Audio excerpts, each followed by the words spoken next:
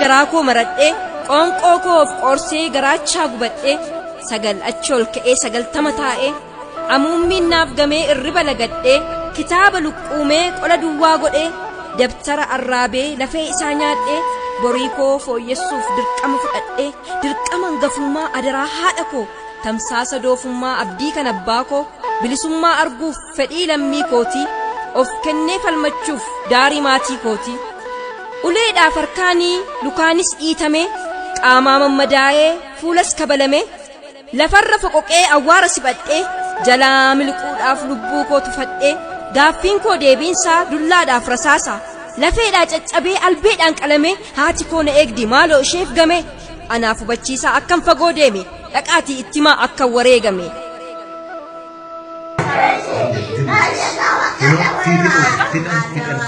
maali wanti kun abjuun edaa arge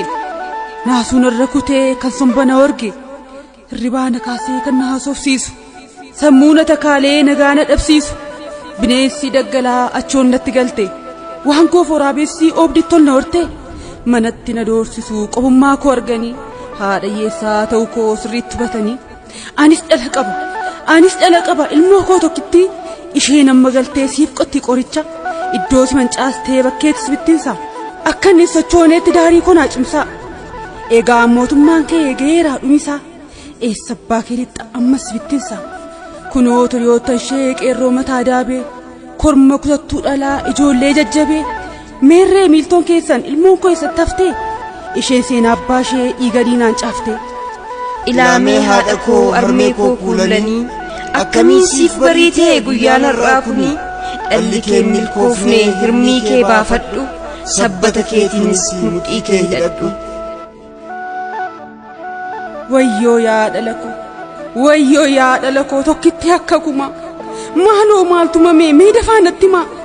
anaa nyaatu dhala koo xopheetti si kutanii otoo siif hin darbiin akka baate taftee anaan eenyutti na dhiiste eenyutti na laattee kan qubaa falatte maaloo yaa dhala koo maaluma si kutee daalachooftuun gadhee eessatti si nyaatte oola deemtuu koo karaatti deebiftee qoomi kee fonneen kee garrasaasaa taate anaa nyaatu kormee koo ani iddoo kee haakutu luka saansa dhiitee inni jirma baatu anaa maallaan maltee yoon qeensi baatu eenyutti na dhiiste eenyutti na laatte foon shee gubee nyaatu abdi xiyyaara gooti ishee haa gubuu kan mudhii zinnaara anaan na dhiibbattee manaa na baafattee anarra dabartee kichuu koo fudhatte uleedhaan leeltee harka ishee aboottee sammuu mucaa kootii karrasaasaa goote maali gaa abdiin koo erga manaa bee miixadhee guddisee ergan dhabduute maali yaa uumaa koo kanaa carraan koo kun tokkittii koo hudhaatti gutteediin maaf narratti ilaalte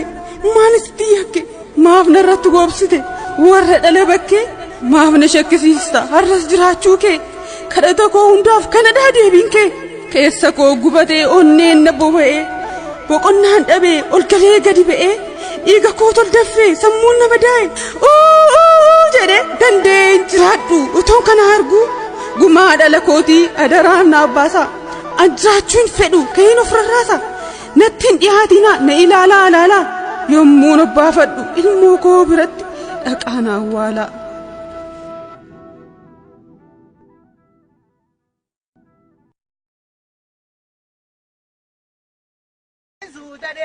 Haleelu haleelika jalatti suutadeemu. Haleelu bubbulla. Haleelu akkalmaan gumbuura. Haleelu ishoo ijoollee keenya. Haleelu.